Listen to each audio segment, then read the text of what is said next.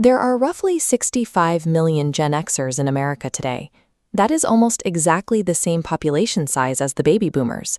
Boomers control 51% of all household wealth in the U.S., about $83 trillion. Gen X controls just 26%, or $42 trillion. If wealth were divided equally between these two identical populations, Gen X would have an extra $20 trillion in their accounts. Instead, that money belongs to someone else. Even with this missing wealth, Gen X has the highest 401k savings rate in the country, averaging 15.4% of their income.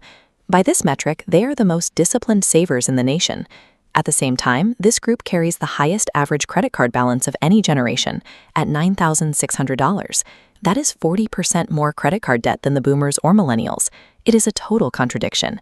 Nearly a quarter of Gen Xers who participate in a workplace retirement plan have borrowed money from it. They have the discipline to lock the money away, that they eventually raid their own future to pay for the present.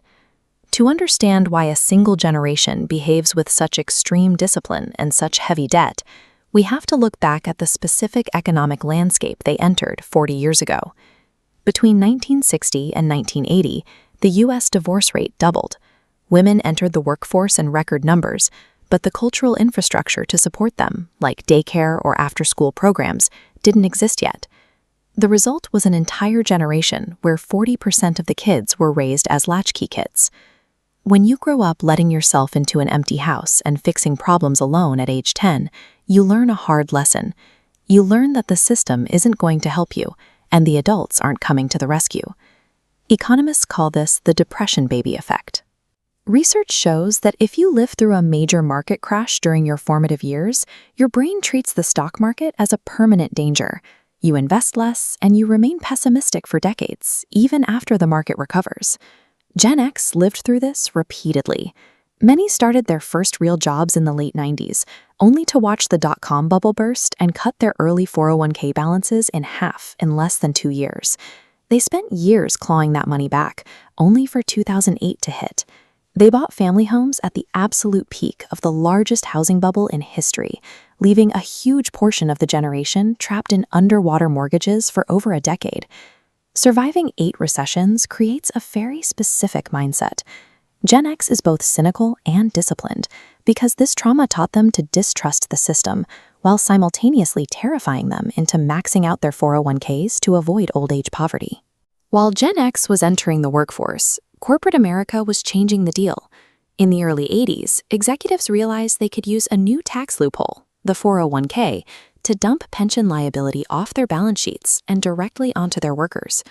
Previous generations generally retired with a guaranteed paycheck for life. Gen X was instead handed a volatile balance sheet and told to manage their own investments, while switching jobs to keep up with a changing economy. The disappearance of a pension only accounts for one part of the struggle.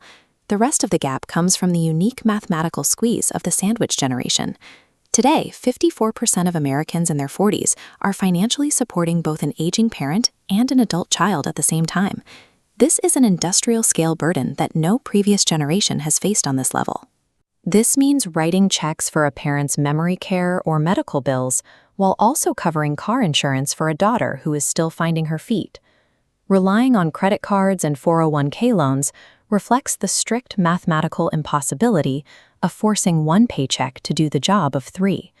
When every liquid dollar is deployed toward the 401k, the aging mom, and the adult kids, any household emergency ends up on a credit card. Fidelity data reveals a final contradiction. 60% of 401k millionaires belong to Generation X, yet the median retirement balance is just $67,100. For a household only a few years away from retirement, that number is effectively 0. This is not one financial cohort. It is 2 entirely different populations. This represents the largest within-generation wealth gap in modern history. On one side is the hyper-controller, who reacted to a latchkey childhood by building a millionaire escape hatch out of pure distrust.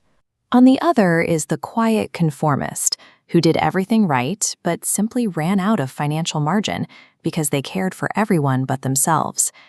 This explains why Gen X behaviors look so strange to outsiders. Driving a 15-year-old car, hoarding vacation time, and obsessively checking accounts isn't a personality quirk. It is the rational behavioral response of a person whose brain was rewired by 2008. Gen X is successfully navigating a game where the rules were quietly changed while they were already on the field. Their financial paranoia is a calculated response to a system that, historically speaking, never came to their rescue.